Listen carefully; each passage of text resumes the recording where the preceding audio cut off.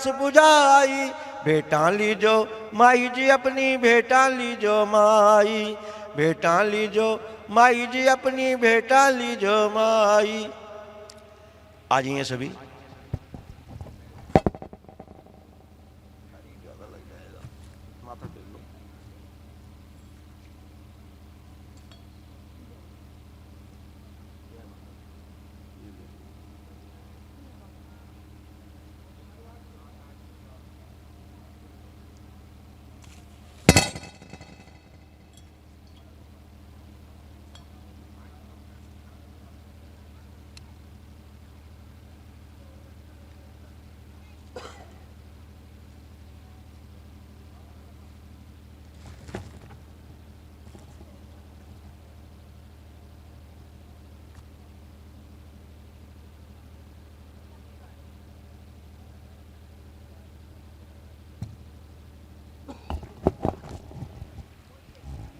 बोली सच्ची दरबार की जय।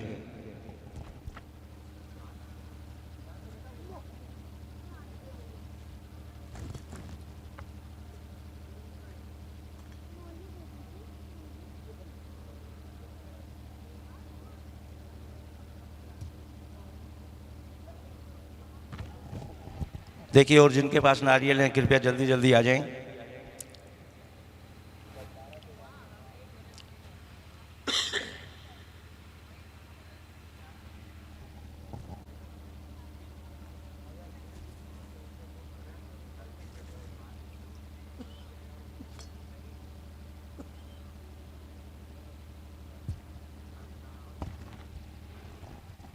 बोली सच्चे दरबार की, बोली सच्चे दरबार की। आप भगत जी उधर बैठ जाएं, क्योंकि आप बैठेंगे फिर बातें करेंगे।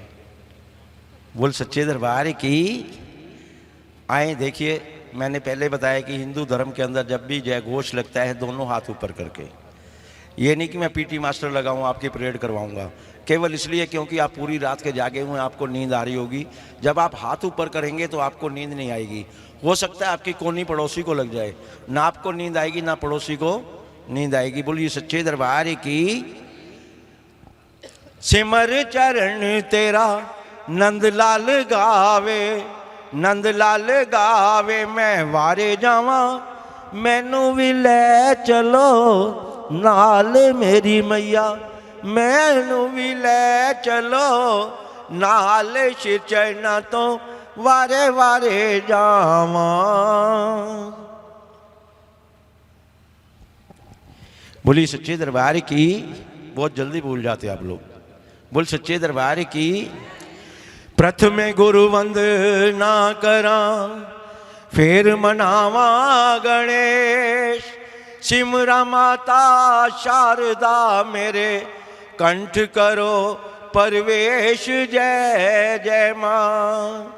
ऊंचे पर्वत बैठ के हर का मुजरा ले, जैसी जाकी भावना वैसा ही फल देत जय जय माँ। आए इस समय आप जो भी भाव लेकर के बैठेंगे वैसा ही आपको फल प्राप्त होगा। अगर आप बातें करेंगे तो केवल बातें लेकर के जाएंगे। और एक मेन बात मैं आपको बता देता हूँ कि ये कथा करते करते मैं बीच में भूल जाता हूँ। अगर किसी से पूछ लूँ कोई ऐतराज नहीं करेगा, बाकी पूछूंगा उससे जिसको नींद आ रही होगी या जो आपस में बातें कर रहे होंगे। बोल सच्चे दरबार की। आवाज नहीं आई। बोल सच्चे दरबार की। बोलिए माँ के प्यार की। बोलिए सच्ची सरकार की। बोलिए कृष्ण मुरारी की। बोलिए सच्चे दरबार की। आए अब यहां से कथा प्रारंभ करते हैं तारा रानी की। कहते कि एक राजा स्पर्श हुए हैं जिनके यहाँ पर कोई औलाद नहीं, कोई संतान नहीं।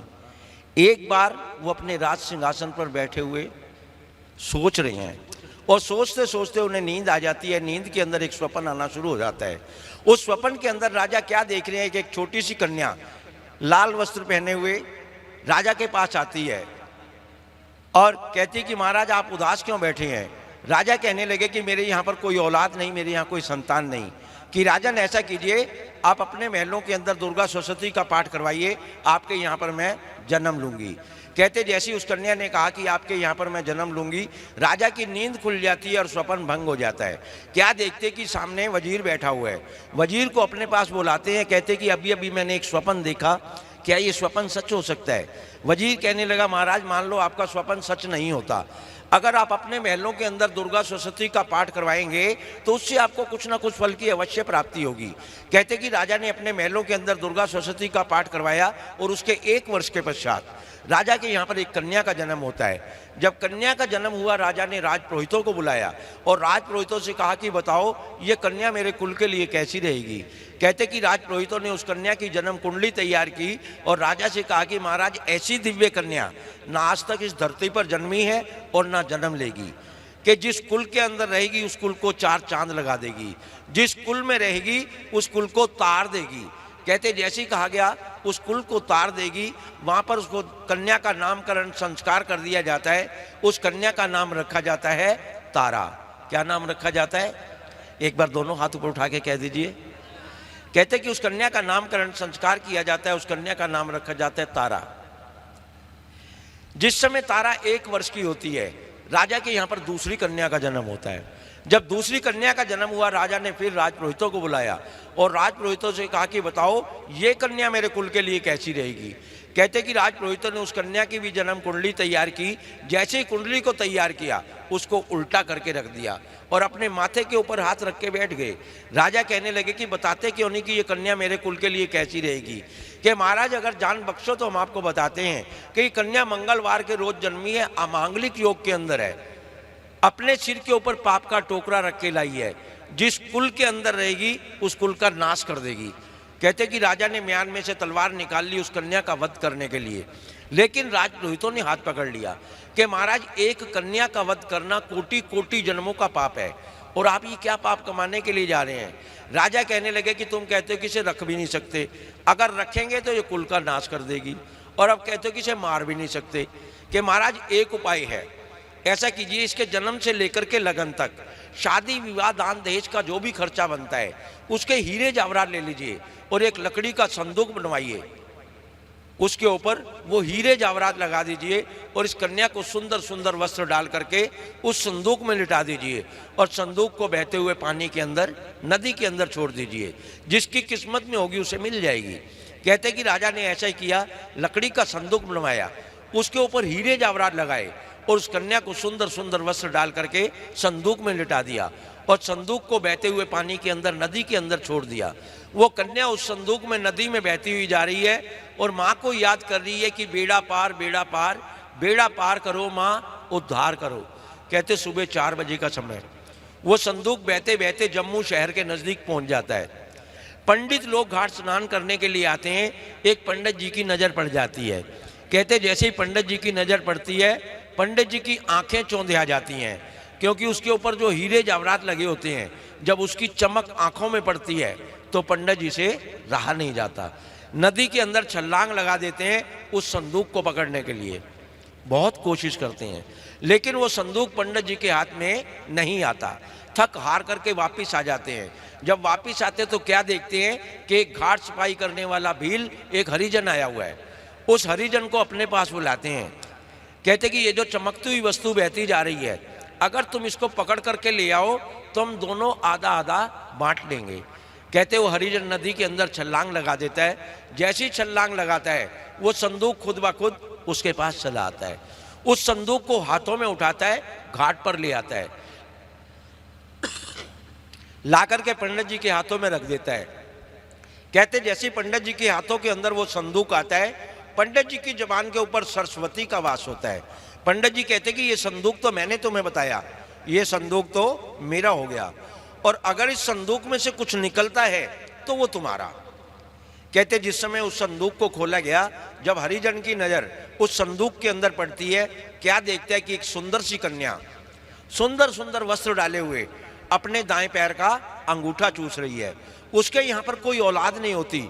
झपट करके उस कन्या को अपनी गोदी में उठाता है और जेब में जो पैसे पड़े होते हैं वो भी निकाल करके पंडित जी को दे देता है कि पंडित जी मेरे काम की चीज़ मुझे मिल गई, और भागता चला जाता है अपने घर की ओर।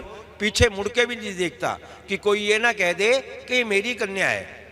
जैसे ही घर के दरवाजे पर पहुंचता है, अपनी धर्मपत्नी को आवाज लगाता है कि भगवान देख आज हमें जल देवता ने क्या दिया।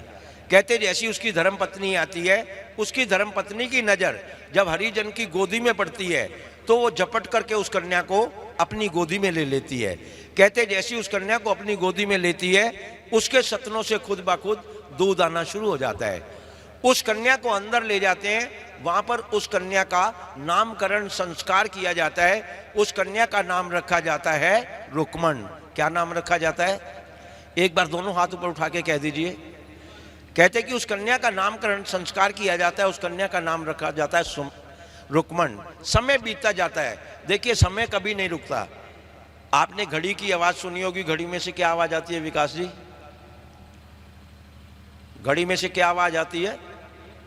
टिक टिक टिक। इंसान से कहती तू टिक, लेकिन मैं चल रही हूं। कहते समय बीतता चला गया। राजा स्पर्श के यहां पर पहली कन्या, क्या नाम था पहली कन्या का? रानी तारा जवान और इधर रुक्मण जवान। कहते कि रानी तारा का विवाह हरिपुर के राजा हरिचंद से कर दिया जाता है। जिस समय रानी तारा की डोली आती है, रानी तारा अपनी डोली महलों के बाहर रखवा देती है। राजा हरिचंद को गुस्सा आ जाता है। कहते कि अगर ये कहार 4 कदम और चले जाते तो ये डोली महलों के अंदर होती, ये तुमने बाहर क्यों रखवाई? कि महाराज जब तक आप मुझे 3 वचन नहीं देंगे तब तक ये डोली महलों के अंदर नहीं जाएगी। कि जो 7 वचन दे के आ रहा हूं कम है। देखिए शादी होती है, कितने वचन लिए जाते हैं जी? पक्के याद हैं? क्या बात है, पहली बार सुन रहा हूं कि पक्के याद हैं। नहीं तो सब ये कहते हैं भैया अब तो नमक तेल का भाव याद रह गया। बोल सच्चे दरबार की कि जो 7 वचन दे के आ रहा हूं कम है। कि महाराज वो तो आपने देने ही थे, जब तक आप मुझे 3 वचन नहीं देंगे तब तक ये डोली महलों के अंदर नहीं जाएगी। कि तुम्हारे 3 वचन है कौन से? अब ये देखिए ध्यान से सुनिएगा। कि पहला वचन, जिस समय मेरी ये डोली महलों के अंदर जाए, महलों के अंदर एक मंदिर का निर्माण होना शुरू हो जाए। राजा ने कहा ऐसा ही होगा। तुरंत वजीर को बुलाया कि महलों के अंदर एक मंदिर का निर्माण करवाना शुरू कर दो। कहते कि राजा ने पहला वचन मान लिया। कि दूसरा वचन, मैं एक माँ की पुजारिन कथा कीर्तन करने के लिए बाहर जाती हूँ, अगर कहीं कथा कीर्तन करने के लिए जाऊं तो आप मुझे रोकेंगे नहीं। राजा कहने लगे कि मुझे क्या आवश्यकता पड़ी है, आखिर अच्छा कर्म करने के लिए जाओगी। कहते कि राजा ने दूसरा वचन भी मान लिया। कि तीसरा वचन, मैं कहीं भी कुछ भी दान पुण्य करूं आप मुझे टोकेंगे नहीं। राजा कहने लगे कि मेरे पास दौलत इतनी बेशुमार है, जितनी मर्जी दान करती रहना। कहते कि राजा ने तीनों वचन मान लिया और रानी तारा की डोली महलों के अंदर पहुंच गई और मंदिर का निर्माण होना शुरू हो गया। और दूसरी तरफ कहते कि रुक्मण का विवाह एक रुद्र नामक भील से हरिजन से कर दिया जाता है, जो कि राजा हरिचंद के यहाँ पर महलों की सफाई का कार्य किया करता है। और रुक्मण की सास की ड्यूटी लग जाती है रानी तारा के महलों की सफाई करने की। कहते कि एक बार रुक्मण की सास कुछ बीमार हो जाती है। देखिए इंसान बीमार कब होता है? कहते कि इंसान का बचपन बीत जाता है, जवानी बीत जाती है, लेकिन बुढ़ापा काटना बहुत भारी पड़ता है। बुढ़ापे के अंदर इंसान दूसरे का मोहताज हो जाता है। आंखों से सुनाई नहीं देता, कानों से, अच्छा मैं गलत बोल गया हूं, मैं ये देख रहा हूं आप सुन भी रहे हैं या नहीं सुन रहे। कि आंखों से दिखाई नहीं देता, कानों से सुनाई नहीं देता। देखिए हमारे पंजाबी में कहते हैं कि जब उम्र हुई 10 तो बच्चा गया पढ़ाई दे विच फस। 10 साल की उम्र हो गई, बच्चे को पढ़ाई में डाल दिया। और जब उम्र हो गई 20 तो घर आ गई पराई धी, शादी हो गई, बहू घर के अंदर आ गई। और जब उम्र हुई 30 मंगे पुत ते मिले धी, चाहिए लड़का, लेकिन लड़की नसीब में तो लड़की मिलेगी। और जब उम्र हुई 40 तो गाल विच पै गई पंजाली। 2-4 बच्चे हो गए, कोई इधर से पकड़ रहा है तो कोई उधर से पकड़ रहा है। और जब उम्र हुई 50 कि जो कुछ मिले वो खा। बाजार के अंदर जाएंगे, खाने को दिल करेगा, नहीं खा सकते, सोचेंगे कि बच्चों के लिए ले चलें। और जब उम्र हुई 60 तो बुढ़े दे हाथ विच आ गई लठ। और जब उम्र हुई 70 दंद हो गए 71-72, मुंह के अंदर दांत भी नहीं रहते। और जब उम्र हुई 80 मंगे दूध ते मिले लस्सी, वो भी पानी डाल के देंगे कहीं ये ना बुढ़े को लूज मोशन हो जाए। और जब उम्र हुई 90 ते बुढ़े दी गल कोई ना फब्बे। 90 साल का कोई भी बुजुर्ग हो, आप उससे बात कीजिए, आप बात कुछ और करेंगे, जवाब कुछ और ही मिलेगा। और जब उम्र हुई सो कहता बुढ़िया मर ते साढ़े मगरों लो कि अब हमारा पीछा छोड़, चल तेरे को छोड़ के आए भोले शंकर के धाम। बुढ़ापा इस कदर परेशान करता है। मेरी माँ भी 102 साल की है। बोल सच्चे दरबार की।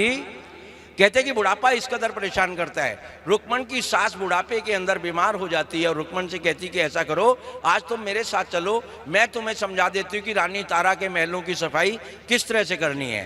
कहते कि रुक्मण को साथ लेकर के रुक्मण की सास पहुंच जाती रानी तारा के महलों में और वहां पर समझा रही है कि यहाँ पर झाड़ू लगाना है, यहाँ पर पोछा लगाना है, लेकिन ये जो मंदिर बना हुआ है, इस मंदिर के अंदर ये कपड़ा पड़ा हुआ है, केवल इस कपड़े से इसकी सफाई करनी है। कहते कि रुक्मण सारा कार्य समझ जाती है। सफाई करने के पश्चात घर वापस चली जाती है। दूसरे दिन अकेली आती है। जैसे ही महल के दरवाजे पर पहुंचती है, क्या देखती कि सामने रानी तारा बैठी हुई है और रानी तारा की नजर जैसे ही रुक्मण के ऊपर पड़ती है, वहीं से कहती है इधर आ। एक बार तो बेचारी डर जाती है, पहुंच जाती रानी तारा के सामने, हाथ जोड़ के खड़ी हो जाती है। रानी तारा कहने लगती कि तू कौन है। कहने लगी कि आपके यहाँ पर जो सफाई का कार्य करती है वो मेरी सास है और आज उसकी तबीयत खराब हो गई है, इस वजह से सफाई करने के लिए मैं आई हूँ। कहते उस समय रानी तारा अपना राज सिंहासन छोड़ देती है, नीचे आ जाती है और रुक्मण के कंधे के ऊपर हाथ रख देती कि तेरा नाम क्या है। कहते रुक्मण रानी तारा का हाथ झटक देती है कि महारानी आप ये क्या कर रही हैं, मैं एक हरिजन, आप मेरे कंधे पे हाथ रख रही हैं, आपका धर्म भ्रष्ट हो जाएगा। कि मैं जो पूछ रही हूँ वो बता कि तेरा नाम क्या है। कहने लगी कि मेरा नाम रुक्मण है। कि मुझे जानती है मैं कौन हूँ। कि आपको कौन नहीं जानता, आप इस महलों की रानी है, इस नगरी की रानी है। कि रुक्मण तू नहीं जानती कि मैं कौन हूँ, कि तू और मैं दोनों सगी बहनें हैं, है ना सगी बहनें, जो मानते एक बार हाथ ऊपर उठाएं। कि तू और मैं दोनों सगी बहनें हैं। रुक्मण को अचंबा होता है कि ऐसा कैसे हो सकता है, आप महलों की रानी और मैं एक मेहतरानी, हम दोनों सगी बहनें कैसे हो सकती हैं। रानी तारा कहने लगी रुक्मण आज से नहीं, हम 3 जन्मों से सगी बहनें चली आ रही हैं। रुक्मण को और ज्यादा अचंबा हुआ। उस समय रानी तारा ने अपनी दिव्य दृष्टि दी, जैसे हम टीवी के ऊपर पिक्चर देखते हैं उसी तरह से रुक्मण देख रही है और रानी तारा अपने पिछले 3 जन्मों का हाल सुना रही है। देखिए कथा फिर पीछे जा रही है, ये आगे वाली भूल मत जाना, फिर आपसे पूछ लूंगा। अब 3 जन्मों का हाल सुनाने के लिए जा रही है कि पहला जन्म हम राजा इंद्र के दरबार में 2 नर्तकियां हुआ करती थी। एक बार हम नृत्य के अंदर इतनी लीन थी कि गुरु बृहस्पति आए, हमने उनको प्रणाम नहीं किया। जब हमने प्रणाम नहीं किया उस समय राजा इंद्र ने हमें श्राप दे दिया कि जाओ एक एक योनि मृत्युलोक के अंदर भोग के आओ। बताइए मृत्युलोक कहाँ है, कहाँ पे है जी ये मृत्युलोक? धरती पर आए। इसे मृत्युलोक कहते क्यों हैं, क्यों कहते हैं इसे मृत्युलोक? आया सो जाएगा राजा रंक फकीर, जो भी आया है वो यहां से चला जाए।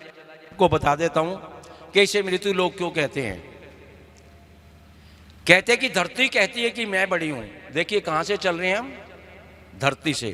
कि धरती कहती है कि मैं बड़ी हूं, लेकिन धरती काहे की बड़ी है, वो भी तो शेष नाग के फन पे खड़ी है।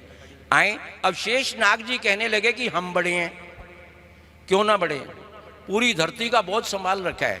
शेष नाग जी कहने लगे कि हम बड़े हैं, लेकिन शेष नाग जी भी काहे के बड़े हैं, वो भी तो भोले शंकर के गले में आए। अब भोले शंकर कहने लगे कि हम बड़े हैं, क्यों ना बड़े हों, त्रिलोकी के नाथ 3 लोक उनके हाथ के अंदर। अब भोले शंकर कहने लगे कि हम बड़े हैं, लेकिन भोले शंकर भी काहे के बड़े हैं, वो भी तो भक्तों के सहारे खड़े हैं। अगर भगत ना बताते ये भोले शंकर है कौन जानता था। आए अब भक्तों ने छाती चौड़ी कर ली कि हमारे से बड़ा कोई है ही नहीं, क्यों भोले शंकर को भी छोटा दिखा दिया। अब भगत कहने लगे कि हम बड़े हैं, लेकिन भगत भी काहे के बड़े हैं, वो भी तो माया के चक्कर में पड़े हैं। कि माया मरे ना मन मरे और मर मर गए शरीर, आशा तृष्णा ना मरी कह गई दास कबीर। पूरी रात जागरण करेंगे, सुबह कहेंगे हाँ जी जरा पेमेंट दे देना, कई तो बीच में ही मांग लेते हैं। बोल सच्चे आए। अब माया कहने लगी कि मैं बड़ी हूं, क्यों ना बड़ी हो, सबको तिगनी का नाच नचा रखा है। अभी बिरमानी जी की जेब में, उसके पश्चात राजू कपूर जी की जेब में, उसके बाद हमारी जेब में, यानी एक जगह तो टिकती नहीं है।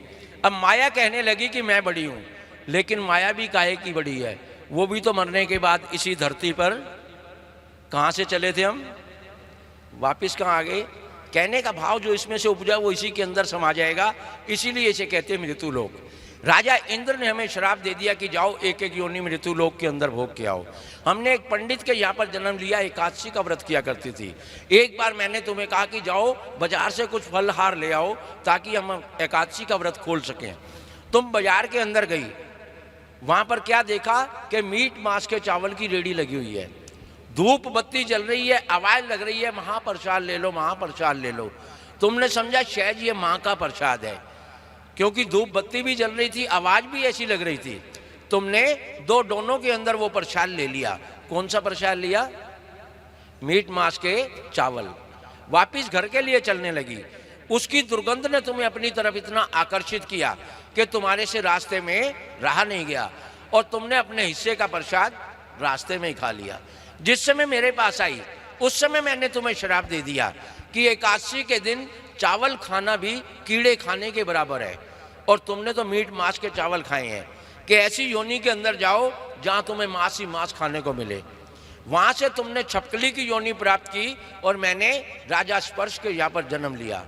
जिस समय पांडवों ने यज्ञ रचाया उस समय तुमने अपने प्राणों की आहुति दी। किस तरह से कि पांडवों ने यज्ञ रचाया, 33 करोड़ देवी देवताओं को निमंत्रण दे दिया, लेकिन एक ऋषि को बुलाना भूल गए। देखिए बहुत गुस्से वाले ऋषि हुए हैं, कोई नाम बता सकता है उनका? दुर्वासा ऋषि।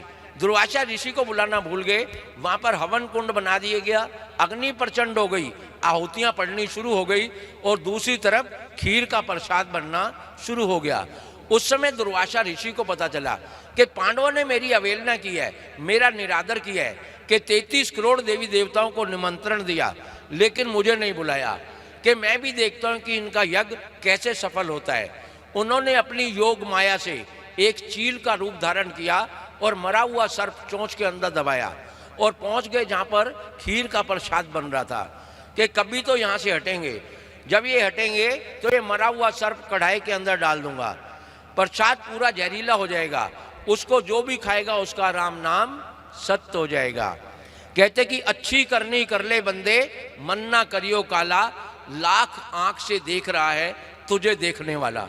कहते कि इंसान कर्म तो कर जाता है, सोचता मुझे कोई नहीं देख रहा, लेकिन भगवान की नज़र तो सदा बनी रहती है। देखिए हमारे घर के अंदर जब कोई हवन होता है, जिस समय पूर्ण आहुति दी जाती है, उस समय जितने भी रिश्तेदार आए होते हैं सबको बुला लेते हैं और सबको थोड़ी थोड़ी सामग्री दे देते हैं कि चलो भाई पूर्ण आहुति देनी है। वहाँ पर भी जिस समय पूर्ण आहुति दी जाने लगी, जो ऋषि मुनि प्रसाद बना रहे थे उनको भी बुला लिया गया।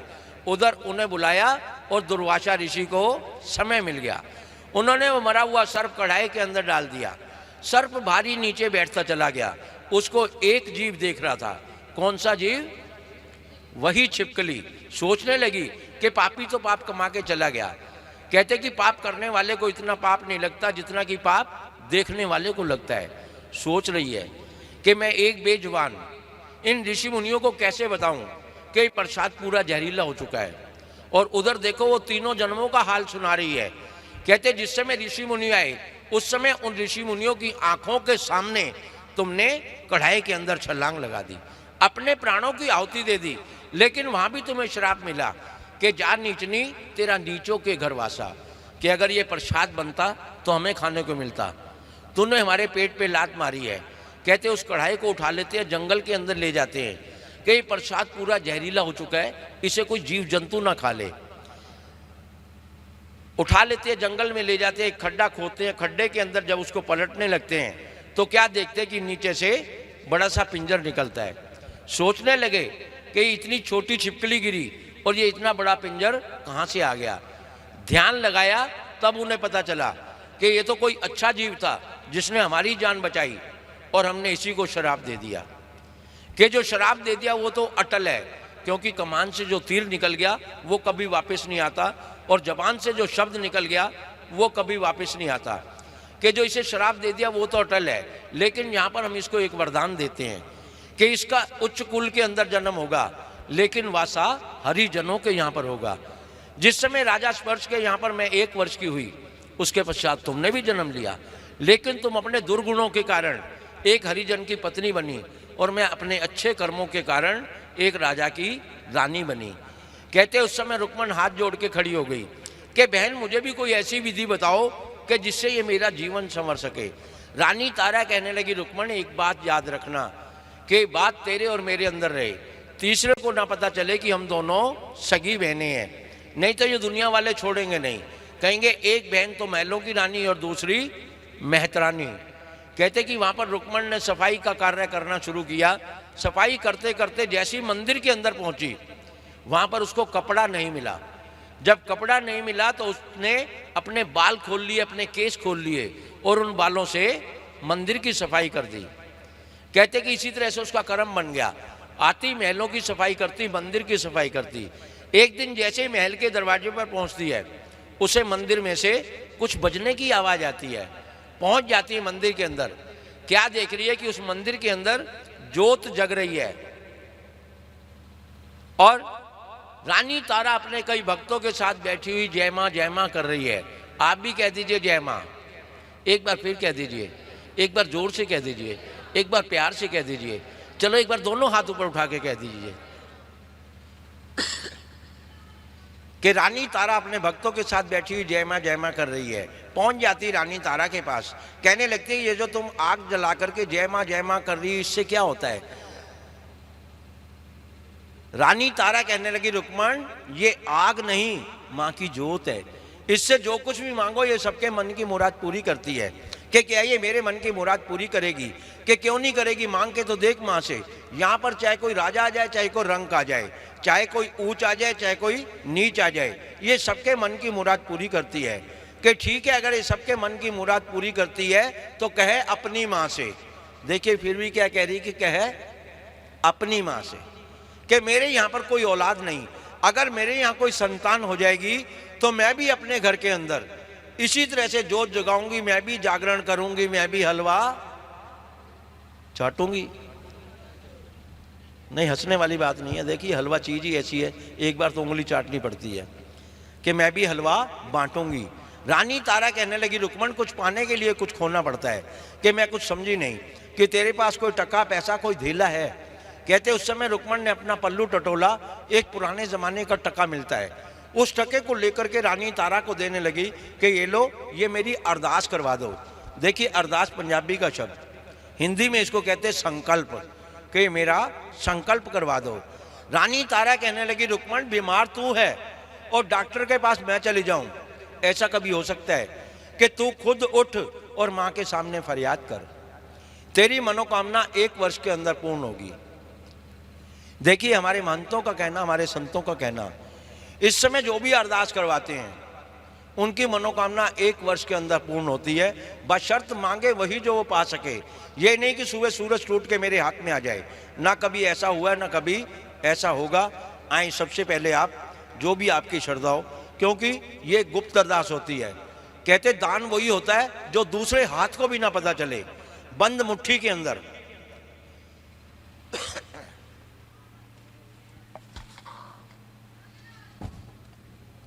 देखिए आपके समक्ष ये तौलिया रखा हुआ है, जो कुछ भी रखना है इस तौलिए के नीचे ही रखना है, क्योंकि ये गुप्त अरदास होती है।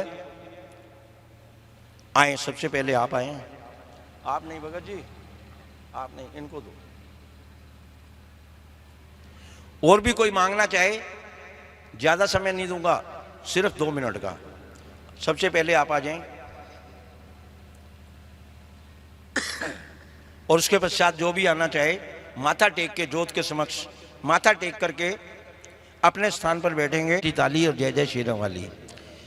हो माँ मुरादे पूरी कर दे हलवा बांटूंगी, हो माँ मुरादे पूरी कर दे हलवा बांटूंगी। जोत जगा के सर को झुका के, जोत जगा के सर को झुका के दर पे आऊंगी, मैं आऊंगी मनाऊंगी मैं गाऊंगी, माँ मुरादें पूरी हलवा बांटूंगी, ओ माँ मुरादें पूरी। ये हटा के नारियल खोल दो। संतों महंतों को बुला के घर में कराऊं जगराता, घर में कराऊं जगराता। सुनती है सबकी शेरा वाली माँ, मेरी भी सुन लेगी माता, मेरी भी सुन लेगी माता। संकट हरेगी विपदा टलेगी, संकट हरेगी विपदा टलेगी, दर पे आऊंगी मैं, आऊंगी मनाऊंगी मैं, गाऊंगी माँ मुरादे पूरी, हो माँ मुरादे पूरी। हलवा बांटूंगी। और जी भगत जी भी कह रहे हलवा बांटूंगी। बोल सच्चे, बोली सच्चे दरबार की। कहते कि रुक्मण ने वहाँ पर मन्नत मांगी, मन्नत मांगने के पश्चात घर वापस चली जाती है। समय बीतता चला जाता है, 1 महीना, 2 महीने, 3 महीने, 4 महीने, 5 महीने, 6 महीने, 7 महीने, 8 महीने, 9 महीने बीत गए। और 10वें महीने में रुक्मण के यहाँ पर एक नन्ना मुन्ना बालक जन्म लेता है। उस बालक के मोह के अंदर रुक्मण इतना खो जाती है कि माँ का जागरण करवाना भूल जाती है। देखिए आदमी हमारे महंत श्री मनोहर लाल मेहता जी कहते थे कि किसी की जाकर के मिन्नत कर लो, लेकिन मन्नत मत मांगो, क्योंकि इंसान मन्नत तो बहुत जल्दी मांग लेता है, जब उसको पूरा नहीं कर सकता तो भगवान करिश्मे दिखाना शुरू कर देता है। घर के अंदर हारी बीमारी, कोर्ट मुकदमा, कचहरी शुरू हो जाती है। कहते कि यहाँ पर रुक्मण का बालक 5.25 वर्ष का हो गया, लेकिन रुक्मण ने माँ का जागरण नहीं करवाया। कहते कि एक रात को वो बालक सोया हुआ है, सोए हुए बालक को स्वप्न के अंदर माँ अपने दीदार करवा देती है, अपने दर्शन दे देती है। काली का भयंकर रूप बनाया हुआ, और उस रूप को देख करके वो बालक डर जाता है, जोर जोर से रोना शुरू कर देता है। जब रोने की आवाज़ रुक्मण के कानों में पड़ती है तो रुक्मण की नींद खुल जाती है। उस बालक को अपनी गोदी में उठाती है, चुप करवाने की कोशिश करती है, लेकिन वो बालक चुप होने का नाम ही नहीं ले रहा, रोता ही जा रहा है। पानी पिलाने की कोशिश करती है, पानी नहीं पीता, दूध पिलाने की कोशिश करती है, दूध नहीं पीता, केवल रोता ही जा रहा है। कहते कि इसी तरह से सुबह का सवेरा हो जाता है। जब सवेरा होता है तो रुक्मण क्या देखती है कि उस बालक के शरीर के ऊपर लाल लाल दाने निकल आए हैं, जिसे हम कहते हैं माता निकल आई। उस समय उस बालक को अपनी गोदी में उठाती है, डॉक्टरों के पास ले जाती है, हकीमों के पास ले जाती है, लेकिन वो बालक चुप होने का नाम ही नहीं ले रहा। थक हार करके बेचारी वापस आ जाती है।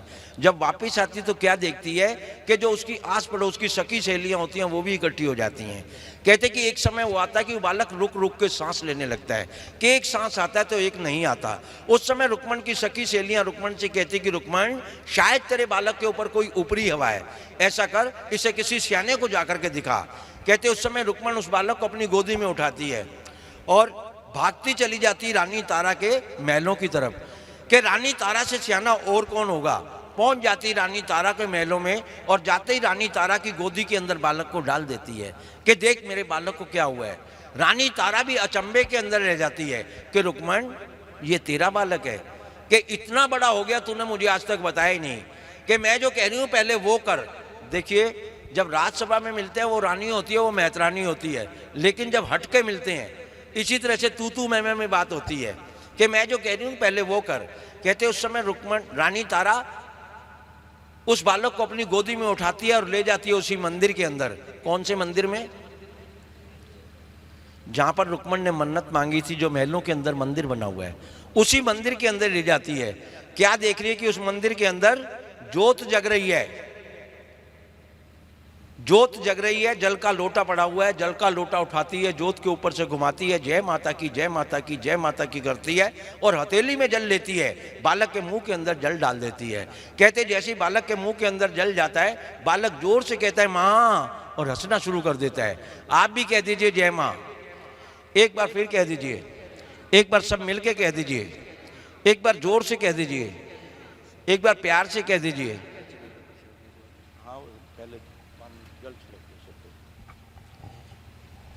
प्यार से कह दीजिए। देखिए आवाज नहीं आई। बोली सच्चे दरबार की, बोली जय माँ। एक बार फिर कह दीजिए जय माँ, एक बार जोर से कह दीजिए जय माँ, एक बार सब मिलके कह दीजिए जय माँ, एक बार गुस्से से कह दीजिए जय माँ। चलो एक बार दोनों हाथ ऊपर उठा के कह दीजिए, चलो एक बार अपने आप कह दीजिए। बोल सच्चे दरबार की। कहते जैसे ही बालक के मुंह के अंदर जल जाता है, बालक जोर से कहता है माँ, हंसना शुरू कर देता है।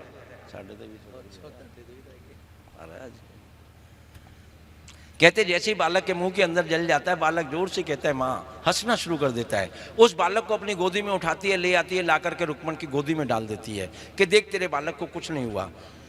रुक्मण भी अचंभे के अंदर रह जाती कि वो बालक पूरी रात रोता रहा, डॉक्टरों के पास ले गई, हकीमों के पास ले गई, चुप नहीं हुआ।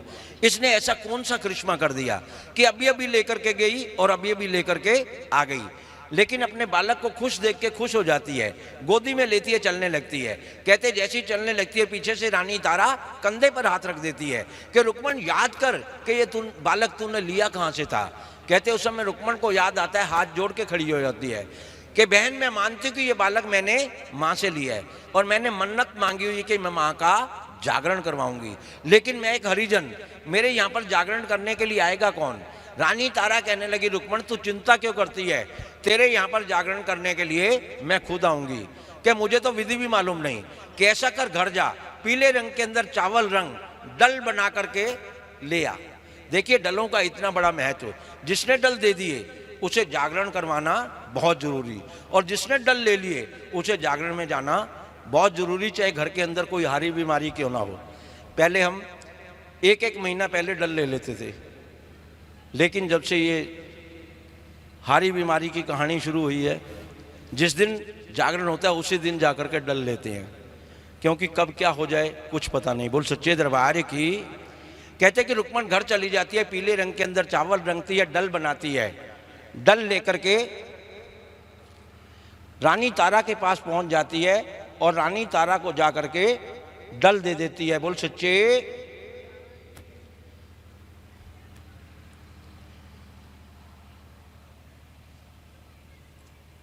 रानी तारा को जाकर के डल दे देती है। रानी तारा कहने लगते कि रुक्मण मंगलवार के रोज तेरे यहां पर जागरण करने के लिए मैं खुद आऊंगी,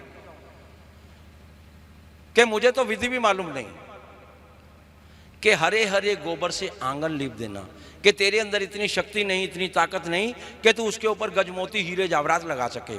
केवल इतना करना कि गोबर से आंगन लीप देना। मंगलवार के रोज तेरे यहाँ पर जागरण करने के लिए मैं खुद आऊंगी।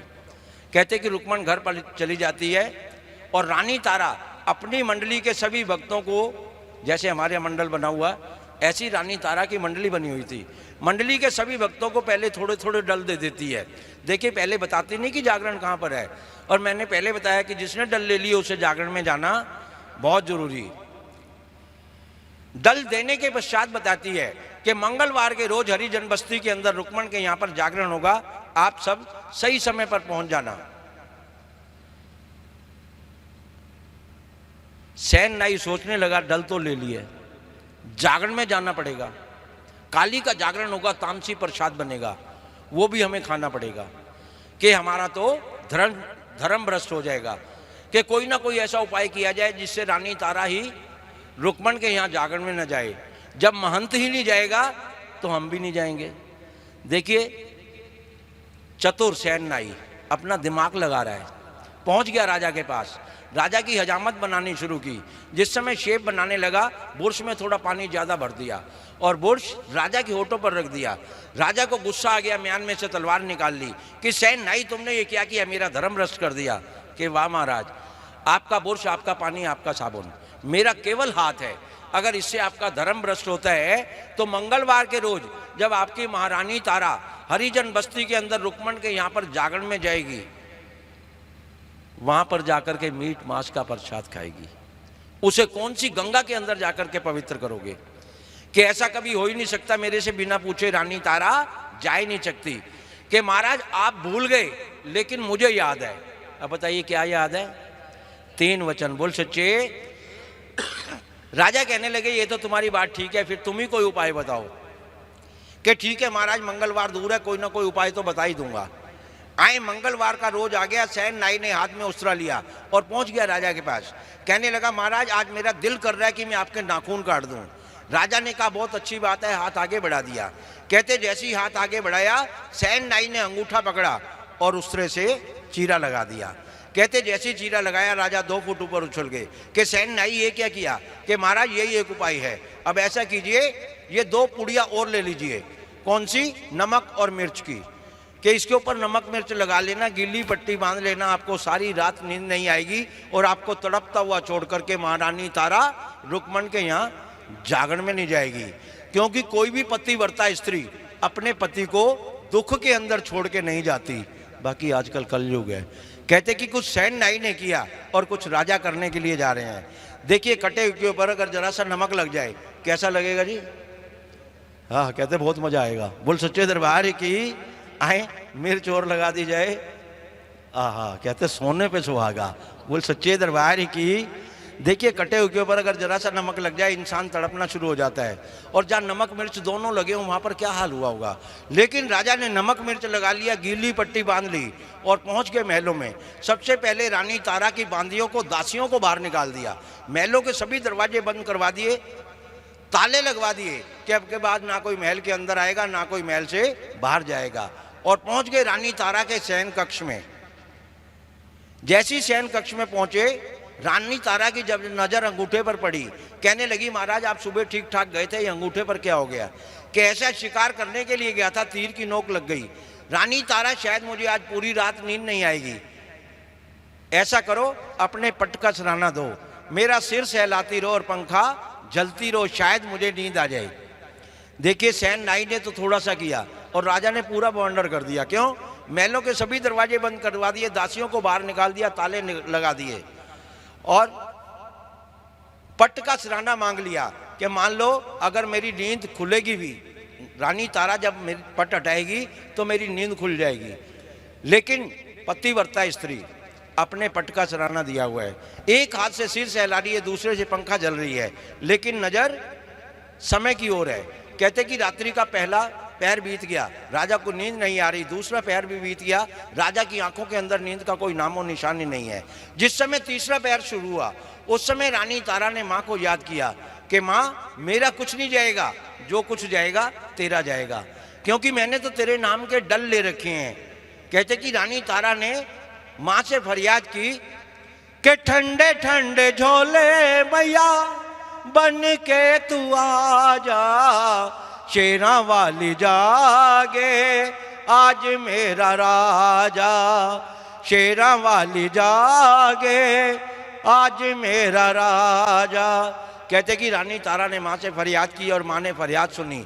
ठंडी ठंडी पवन चली, राजा को नींद आ गई। रानी तारा ने अपना पट हटाया, सिर के नीचे तकिया लगा दिया और चल पड़ी। क्या देखा कि महलों के सभी दरवाजे बंद पड़े हैं, कि आसमान से गिरी और खजूर पे अटक गई। कैसे न कैसे तो राजा से पिंड छुड़वाया और यहाँ पर महलों के सभी दरवाजे बंद पड़े हैं। घूमते घूमते पहुंच गई रसोई घर के अंदर। क्या देखा? एक खिड़की खुली हुई है। कहते कि डूबते को तिनके का सहारा बहुत होता है। वापिस आ गई महल के अंदर, एक संदूक खोला, संदूक में से 7-8 साड़ियाँ निकाली और सब में गांठ लगाती चली गई। आ गई रसोई घर के अंदर, वो साड़ियाँ खिड़की से बाहर की तरफ लटका दी और उन्हीं साड़ियों के जरिए रानी तारा महलों के बाहर पहुंच गई। चलने लगी रुक्मण के घर की ओर। रास्ते में 2 चोर मिलते हैं, आपस में छीना झपटी होती है। उस छीना झपटी के अंदर रानी तारा का एक खड़ाऊं वहां पर गिर जाता है और चोरों की तलवार से एक साड़ी का पल्लू कट करके वहीं पर गिर जाता है और रानी तारा पहुंच जाती है रुक्मण के यहाँ जागरण में। सबसे पहले वहां पर डल चढ़ाए जाते हैं, वहां भी डल चढ़ाए गए और यहाँ पर भी डल चढ़ाए गए। बोल सच्चे, हाँ जी, माथा टेक के बैठ जाइए, अभी रुक जाओ।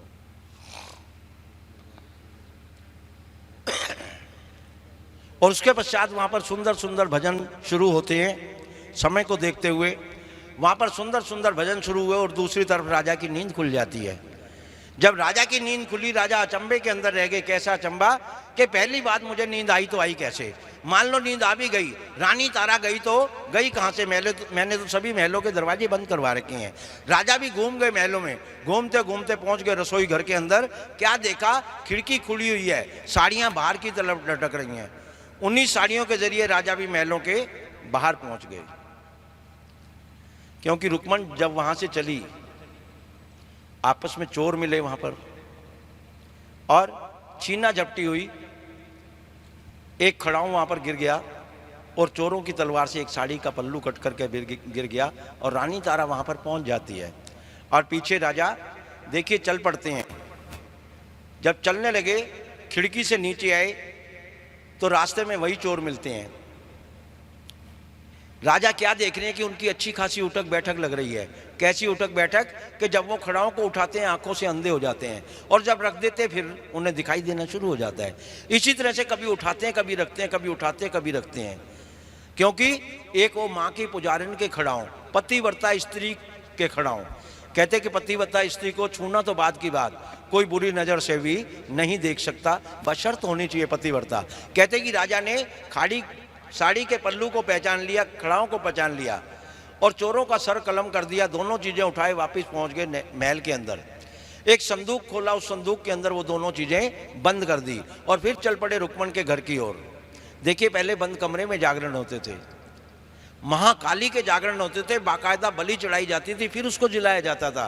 लेकिन आजकल तो कहते मैया पै गई पंजाबियां दे पल्ले, मैया जी तेरी बल्ले बल्ले। जहाँ मर्जी टेंट लगा देते हैं, जहाँ मर्जी दरबार सजा देते हैं, जहाँ मर्जी जोत जगा देते हैं।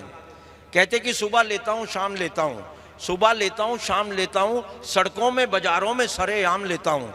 तेरा क्या गुनाह करता हूँ वह बंदे, मैं तो शेरों वाली का नाम लेता हूँ।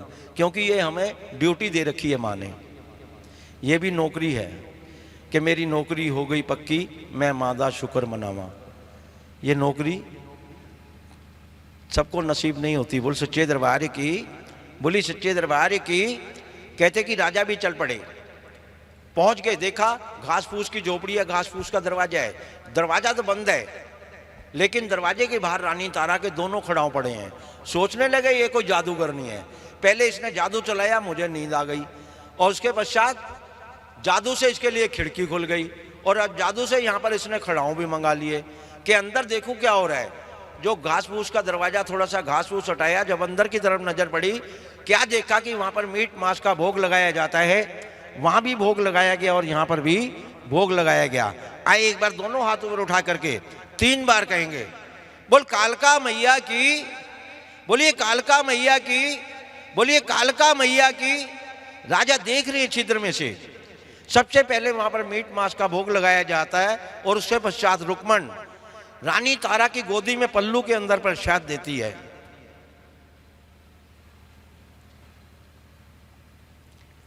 पल्लू के अंदर प्रसाद देती है। राजा देख रहे हैं छिद्र में से। राजा को वहां अचंबा हो रहा है। कैसा अचंबा कि जिस पल्लू के अंदर वो प्रसाद ले रही है, वो पल्लू तो राजा संदूक में बंद करके आया है, साड़ी का पल्लू भी पूरा है।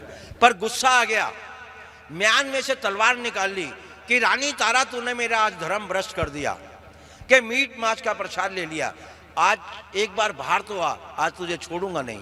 कहते जैसी रानी तारा चलने लगी, पीछे से रुक्मण ने कंधे पर हाथ रख दिया कि महारानी पहले इस प्रसाद में से थोड़ा सा खाओ, पहले इस प्रसाद में से थोड़ा सा खाओ। कि ऐसा क्यों? कि मैं एक हरिजन और ये हरिजनों के घर का प्रसाद, क्या पता तुम बाहर जाकर के नाली के अंदर डाल दो। कहते उस समय रानी तारा ने एक डली उठाई, अपने मुंह के अंदर रखी। राजा देख रहे हैं छिद्र में से, तलवार और ऊंची कर ली कि अब नहीं छोड़ूंगा। पहले तो सोच रहा था कहीं गंगा में स्नान करवा दूंगा, लेकिन अब तो इसने बिल्कुल ही धर्म भ्रष्ट कर दिया। कहते जैसे दरवाजा खुला, रानी तारा बाहर आई, राजा सब कुछ भूल गए। राजा को केवल इतना याद है कि रानी तारा अपनी गोद दिखा, तेरी गोद के अंदर क्या है। कि गोद मेरी में ब्रह्मा विष्णु बैठे, पुरुष महेश, राजा गोद मेरी न देख। कि उन तीनों देवताओं को इतना समय मिल गया जो तेरी गोदी के अंदर आकर के बैठ गए। कहते कि 3 हट इस दुनिया में बहुत प्रबल हुए हैं। पहला बाल हट, दूसरा त्रिया हट, तीसरा राज हट। कहते कि राजा ने वहां पर राज हट पकड़ लिया कि रानी तारा अपनी गोद दिखा, तेरी गोद के अंदर क्या है। कहते उस समय रानी तारा ने मां को याद किया। प्रसाद ले आओ, प्रसाद हलवे चने का। मां को याद किया और अपनी गोद खोल करके राजा को दिखा दी। आप भी दिखा दीजिए, बड़ी देर से देख रहे हैं, पता नहीं क्या दे दिया। कहते कि जैसे ही राजा की नींद खुली, राजा क्या देख रहे हैं, उन्होंने अपनी आंखों से देखा था कि मीट मांस का प्रसाद लिया है, लेकिन वो पूरा का पूरा प्रसाद गरी छुआरे किशमिश मेवे के अंदर बदल गया। राजा कहने लगे कि रानी तारा, पहले मैं तुझे जादूगर नहीं समझता था, आखिर ये है क्या? कि मेरी माँ का पंथ है, मेरी माँ की शक्ति है। मनोज जी प्रसाद ले आओ। कि ये मेरी माँ की शक्ति है, कि अपनी माँ की शक्ति मुझे भी दिखा। कि महाराज पंथ मैया का बड़ी दूर है, जैसे लंबा पेड़ खजूर है, चढ़ जाएगा तो फल मिठे चखेगा और गिर जाएगा तो चकना चूर है। कहते कि राजा ने वहां पर राज हट पकड़ रखा था। रानी तारा कहने लगी कि महाराज अगर आपने माँ का पंथ देखना है माँ की शक्ति देखनी है तो चलो महल आपने, मैं दूंगी पंथ बताए। पहुंच गए महलों में। महलों में पहुंचते ही राजा फिर कहने लगे, रानी तारा अपनी माँ का पंथ, अपनी माँ की शक्ति दिखा। कि राजा कुछ पाने के लिए कुछ खोना पड़ता है। कहते कि राजा को गुस्सा आ गया। देखिए गुस्से के अंदर इंसान बहुत कुछ कर जाता है, यहां तक कि दूसरे का कत्ल भी कर देता है। लेकिन जिस समय गुस्सा शांत होता है, कहां पर हाथ मारता है वो, कि मैंने क्या कर दिया। कहते कि राजा गुस्से के अंदर, और रानी तारा से कहने लगे, रानी तारा जो तू कहेगी मैं खो दूंगा। ऐसी बात है राजा, तो ये बताओ कि आपको इस दुनिया के अंदर सबसे प्रिय कौन है। राजा कहने लगे कि मुझे सबसे प्रिय मेरा नीला घोड़ा है, कि जिसकी पीठ के ऊपर बैठ करके मैं कई आक्रमण जीत चुका हूं। तो जाइए तबेले के अंदर और नीले घोड़े का शीश काट करके ले आइए। देखिए राजा गुस्से के अंदर क्या करने के लिए जा रहे हैं। म्यान में से तलवार निकाली, पहुंच गए तबेले के अंदर, आवाज लगाई नीले घोड़े को। कहते जैसे ही नीला घोड़ा हिनहिनाता हुआ राजा के सामने पहुंचा, राजा ने उसकी गर्दन के ऊपर तलवार चला दी। शीश हाथ में पकड़ा, पहुंच गए रानी तारा के पास कि रानी तारा जो तूने कहा मैंने कर दिया। ये पैर उधर कर लो। जो तुमने कहा मैंने कर दिया। कि वाह महाराज, एक बेजुबान जानवर के ऊपर आपने खंजर चला दिया। अगर अपने तन के ऊपर खंजर चलाएं तो पता चले कि मैं कुछ समझा नहीं कि आपको इस दुनिया के अंदर अपने से भी कोई प्रिय होगा। राजा कहने लगे कि मुझसे प्रिय मेरा सुंदर बेटा है। तो जाइए सुंदर बेटे के महलों में और सुंदर बेटे का भी शीश काट करके ले आइए। देखिए गुस्से के अंदर राजा क्या करने के लिए जा रहे हैं। वही घोड़े के खून की सनी हुई तलवार हाथ में ली और पहुंच गए। आवाज लगाई सुंदर बेटे को। कहते जैसे ही सुंदर बेटा सामने आया, पैर छूने लगा, उसके ऊपर भी खंजर चला दिया। बालों से सिर को पकड़ा, पहुंच गए रानी तारा के पास कि रानी तारा जो तूने कहा मैंने कर दिया। कि महाराज अभी आपने कुछ नहीं किया, कि ऐसा करो इसके छोटे छोटे टुकड़े करो। कहते कि राजा ने बेटे का शीश लिया, घोड़े का शीश लिया, उसके छोटे छोटे टुकड़े कर दिए। कि अब क्या करना है, कि राजा इसको पतीले में डाल दो। राजा ने उठाया, पतीले में डाल दिया। कि पतीला उठाओ चूल्हे पर रख दो। राजा ने पतीला उठाया, चूल्हे पर रख दिया। कि चूल्हे में लकड़ियां लगा दो। राजा ने लकड़ियां उठाई, लकड़ियां भी लगा दी। कि इन लकड़ियों के अंदर आग जलाओ, अग्नि पर चंड होगी, ये माँ का प्रसाद बन के तैयार होगा। राजा कहने लगे कि रानी तारा जो तू कहती गई मैं करता चला गया। तूने जैसा कहा मैंने वैसा किया। कि अपनी माँ की शक्ति तो बाद में दिखाना, पहले थोड़ा सा करिश्मा तो दिखा दे। कि अगर माँ के अंदर शक्ति है तो इन लकड़ियों के अंदर बिना माचिस बिना चकमक पत्थर के आग जले। कहते उस समय रानी तारा ने माँ को याद किया कि जागो जवाला माई जागो, माई जागो, माँ शेरा वाली जागो, माँ जोता वाली जागो। कि जाग जाग जाग जागो रे, ज्वाला मैया जागो रे। देखिए हमारी माताएं बहनें जब से गांव से शहर के अंदर आई हैं, सरना ज्वाला माँ का भोग लगाया। देखिए ये अग्नि हर मजहब के अंदर पूजी जाती है। आप मंदिर में चले जाएं जोत जगती मिलेगी, गुरुद्वारे में चले जाएं आपको दीपक जलता मिलेगा, गिरजा घर में चले जाएं वहाँ भी आपको एक मोमबत्ती एक कैंडल जलता मिलेगा, और अगर आप मस्जिद में चले जाएं वहाँ भी आपको एक मशाल जलती मिलेगी। हर मजहब के अंदर अग्नि की पूजा होती है। लेकिन कहते कि जैसा मिलेगा संग वैसा चढ़ेगा रंग। अगर आपने चोर का संग पकड़ लिया तो चोर बन जाएंगे, साध का संग पकड़ लिया तो साध बन जाएंगे। कहते कि राजा ने पहला भाग उठाया, उसी अग्नि का चूल्हे का भोग लगाया, ज्वाला माँ का भोग लगाया। कि अब क्या करना है, कि दूसरा भाग मुझे दो और तीसरा खुद लो। कहते कि राजा ने दूसरा भाग रानी तारा को दे दिया और तीसरा खुद लिया। कहते जैसे ही पहली डली उठाई, डली यहीं पर वहीं छोड़ दी और अपने माथे पर हाथ मारा कि ये मैंने क्या कर दिया। बेटे की याद आ गई, घोड़े की याद आ गई, और रानी तारा के सामने जार जार रोने लग गया। आंखों में से आंसू बह रहे, केवल इतना ही कह रहा है कि जिंदा कर दीजो मेरा लाल, ओ तारा रानी जिंदा कर दीजो मेरा लाल। पुत्र होते हैं तारा घर की निशानी, माँ बाप मर जाए बेटे देते हैं पानी। लाल बिना बुरा हाल, ओ तारा रानी जिंदा कर दीजो मेरा लाल। रानी तारा के सामने राजा जार जार रो रहे हैं, आंखों में से आंसू बह रहे हैं, केवल इतना कह रहे हैं कि जिंदा कर दीजो मेरा लाल। रानी तारा कहने लगी कि महाराज बाकी ये कितने भाग बचे हैं, बताइए कितने भाग बचे हैं जी? दो। इन दोनों को ऊपर से ढक दो। राजा ने दोनों को ढक दिया। कि राजा आवाज लगाओ नीले घोड़े को और ये चौथा भाग नीले घोड़े को दे देना। कहते कि राजा ने आवाज़ लगाई नीले घोड़े को, नीला घोड़ा ही नहीं नाता हुआ राजा के सामने पहुंच गया। राजा ने वो चौथा भाग नीले घोड़े के सामने कर दिया। क्या देखा? वो नीला घोड़ा उस प्रसाद को बड़े चाव से खा रहा है कि ये कब से मांसाहारी बन गया, देखो खा क्या रहा है। कहते जैसी राजा की नज़र पड़ी, क्या देखा कि मीट मांस की जगह पर वो काले काले क्या खा रहा है? छोले। ਉਹਦੇ ਨਾਲ ਕੀ बोलना ਜਿਹੜਾ जय माता दी ना बोले, कह दो जय माता की। कहते कि काले चने घोड़े को बहुत प्रिय होते हैं। राजा अपने घोड़े को देख के बहुत खुश होते हैं और रानी तारा से कहने लगते कि अब क्या करना है कि राजा आवाज़ लगाओ सुंदर बेटे को, ये 5वां भाग सुंदर बेटे को दे दो। कहते कि राजा ने आवाज़ लगाई सुंदर बेटा सुंदर बेटा। दूर से आवाज़ आती है हाँ पिताजी करता हुआ। जैसे ही सुंदर बेटा सामने आया, राजा ने वो 5वां भाग सुंदर बेटे के सामने कर दिया।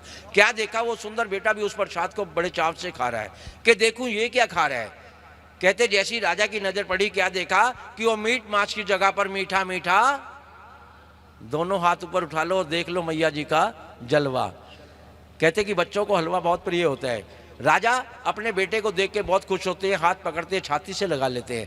लेकिन बेटा हाथ छुड़ा लेता है कि पिताजी ये बाप से मेरा कोई वास्ता नहीं, अगर मेरा वास्ता है तो केवल माँ से है, क्योंकि आपने स्वार्थवर्ष मेरा वध कर दिया, घोड़े का वध कर दिया। आपने एक धर्म को आजमाने की कोशिश की, धर्म के प्रति उंगली उठाई। अब आपसे मेरा कोई वास्ता नहीं, अगर मेरा वास्ता है तो केवल माँ से है।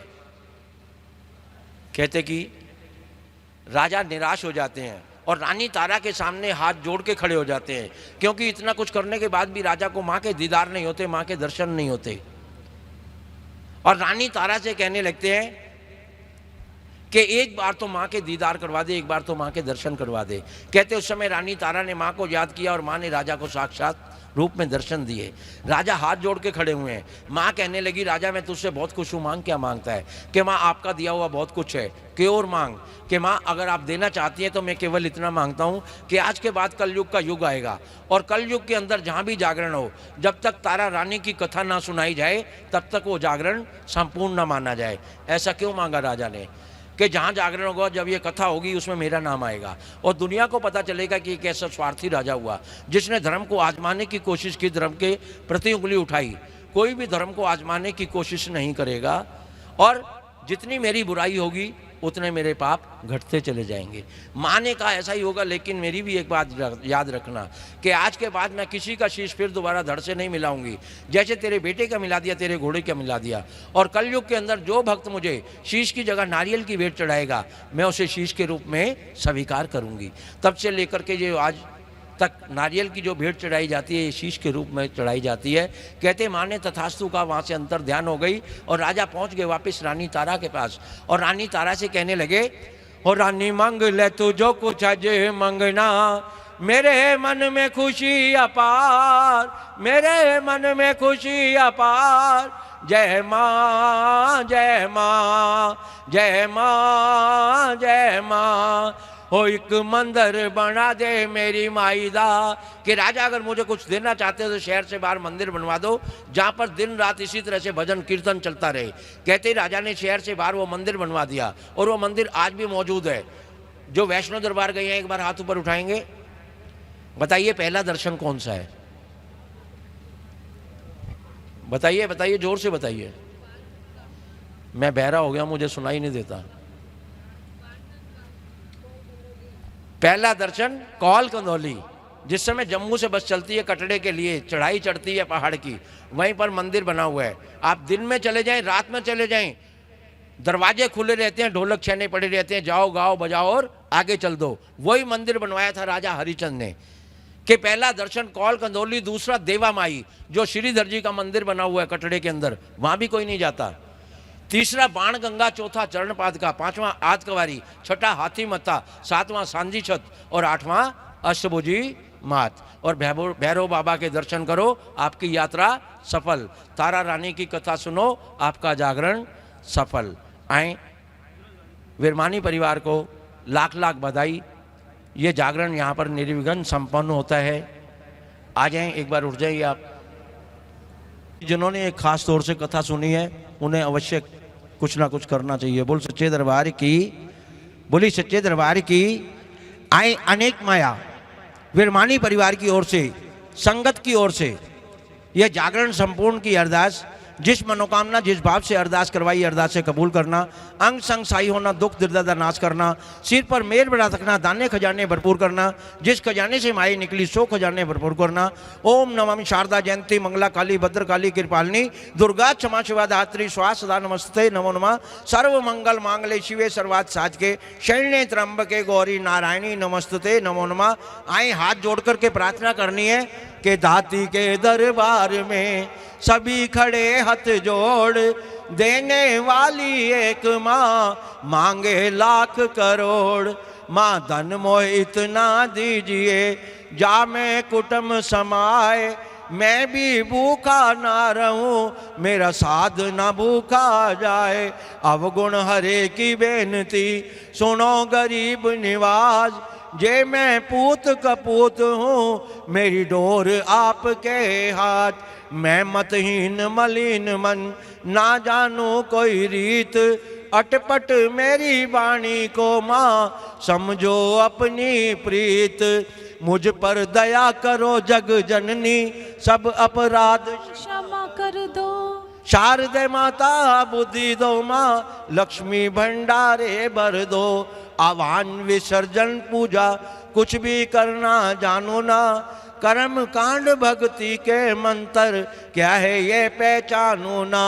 मैं अपराधों सहित भवानी शरण आपकी आया हूँ, अज्ञानी बालक को बख्शो दाती तेरा जाया हूँ। प्रगट गुप्त जो अवगुण हो गए उस पर ध्यान न धरना माँ, जागरण निर्विघ्न हुआ आपका आशा पूर्ण करना माँ। माई मेरी सचियाँ जोता वाली माता जी थोड़ी सदा ही जय। जयकारे वाले डुमिटिया मुरादा बोल सांचे दरबार की जय। आए मोहित म्यूजिकल ग्रुप की ओर से विरवानी परिवार को आई संगत को लाख लाख बधाई, प्यार भरी जय माता की। और देखिए प्रार्थना करूंगा जो भी आरती करने के लिए आए सिर ढका हुआ होना चाहिए और बड़ी जोत के ऊपर कोई हाथ नहीं फेरेगा और ना ही चलती हुई थाली के ऊपर जोत के ऊपर हाथ फेरेगा।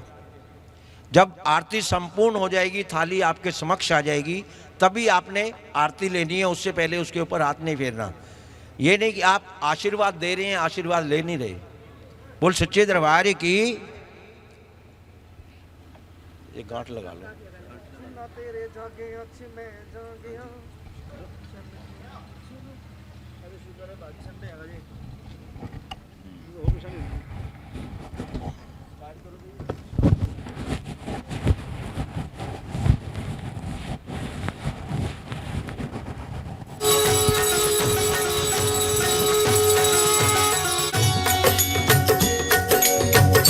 जय अम्बे गौरी मैया जय श्यामा गौरी, तुमको निश दिन ध्यावत मैया जी को निश दिन ध्यावत हरि ब्रह्मा शिवरी। ओम जय अम्बे गौरी। मांग सिंदूर विराजत टीको मृग मद को मैया उज्ज्वल से दो नैना निर्मल से दो नैना चंद्र बदननी को।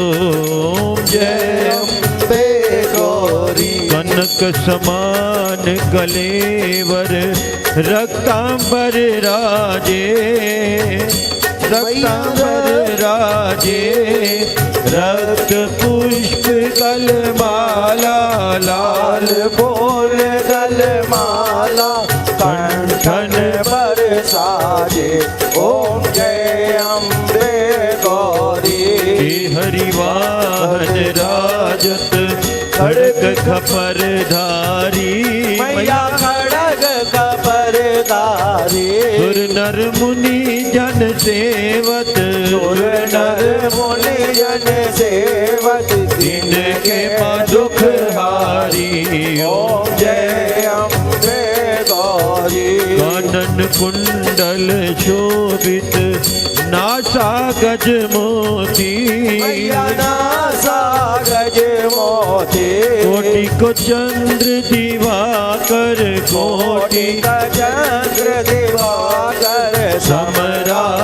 ज्योति ओम जय अम्बे गौरी शुंभ निशुंभ विधारी महिषासुर घाती मैया महिषासुर गाती धूम्र विलोचन जल्दी जल्दी लेते जाए मधुर विलोचन नैना निश दिन मधुमाती ओम जय अम्बे गौरी चंड मुंड संघारे सोनत बीज हरे मैया शोणित बीज हरे मधु कैटव दौ मारे मधु कैटव दो मारे सुर भयहीन करे ओम जय अम्बे गौरी ब्रह्माणी रुद्राणी तुम कमला रानी मैया तुम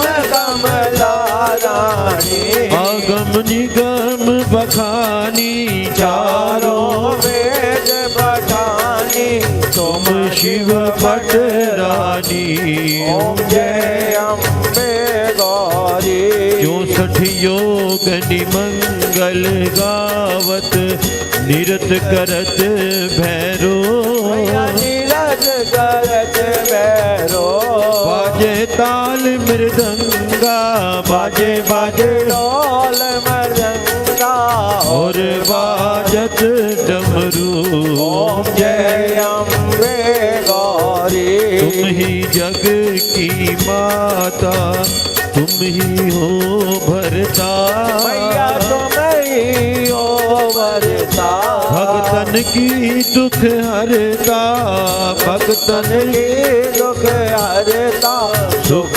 संपत्ति करता ओम जय अम्बे गौरी पूजा चारे अति शोभित वर मुद्राधारी मैया वर मोद्राधारी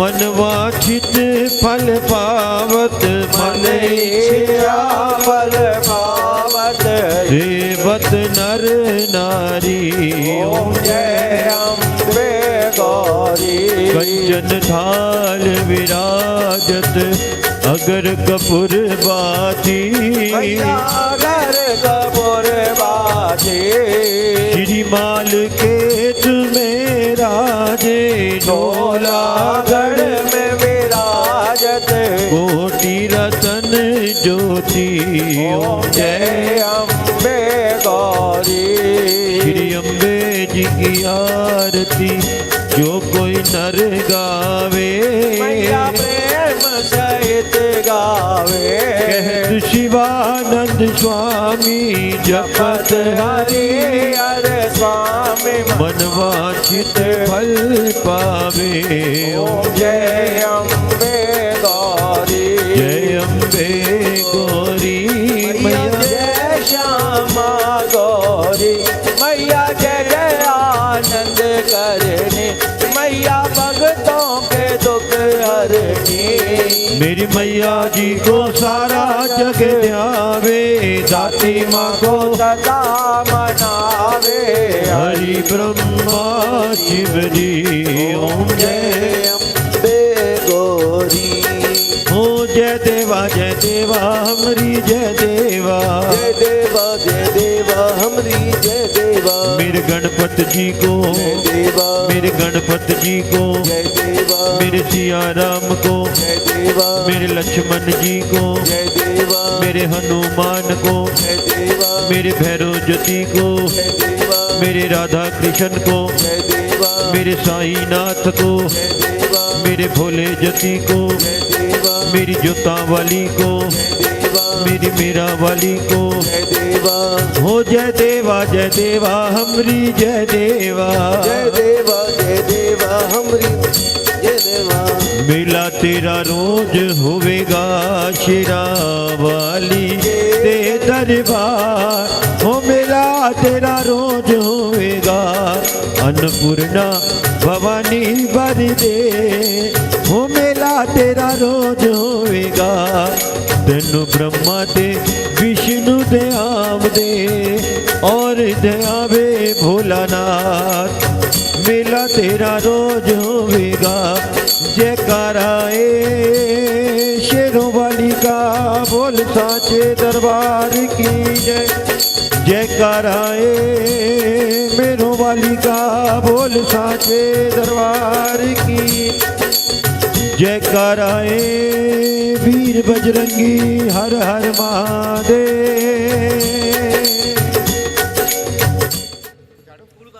बोलो सच्चे दरबार की। आए मोहित म्यूजिकल ग्रुप की तरफ से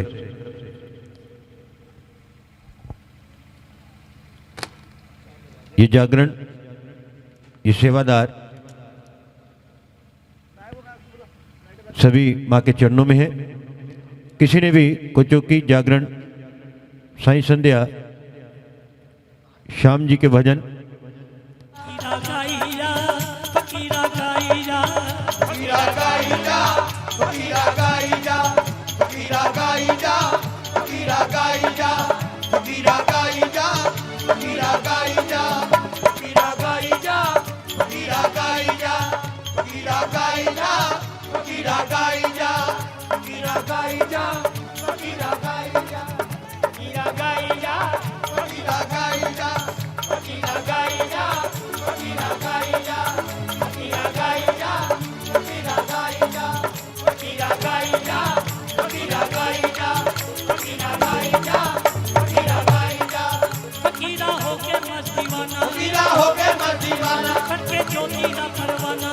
ज्योति ना परवाना